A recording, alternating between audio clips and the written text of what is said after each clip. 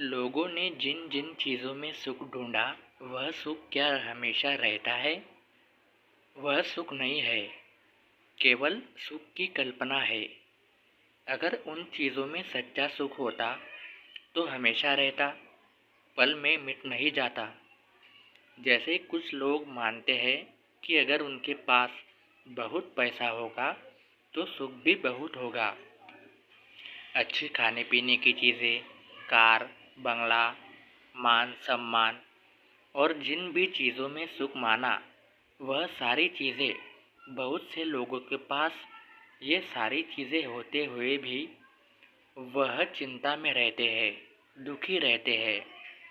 आप लोग सोच रहे होंगे कि जिनके पास ये सब है वे दुखी कैसे हो सकते हैं। और ऐसा भी माना जाता है कि पैसे से हर सुख खरीदा जाता है।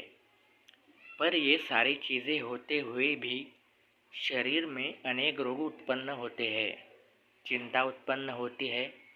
बच्चों की चिंता, बीवी की चिंता, बिजनेस में लॉस हो जाने की चिंता, पैसे कहीं खो ना जाए ऐसी चिंता, भविष्य की चिंता।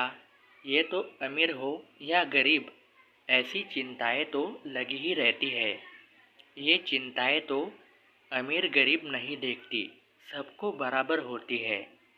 गरीब को अमीर होने की और अमीर को और अमीर होने की चिंता बनी रहती है।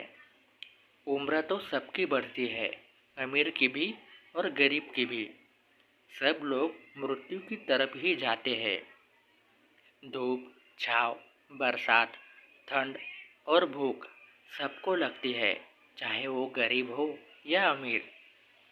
इस जीवन में काल्पनिक सुखों के पीछे जितना ज़्यादा भागोगे उतना ही दुख भी ज़्यादा होगा और भूख भी ज़्यादा होगी। ये दुनिया तो सुख की खोज के लिए उल्टी दिशा में जा रही है, इसलिए कोई भी संतुष्ट नहीं होता। सच्चा सुख तो आत्मा में होता है, जो हमेशा रहता है।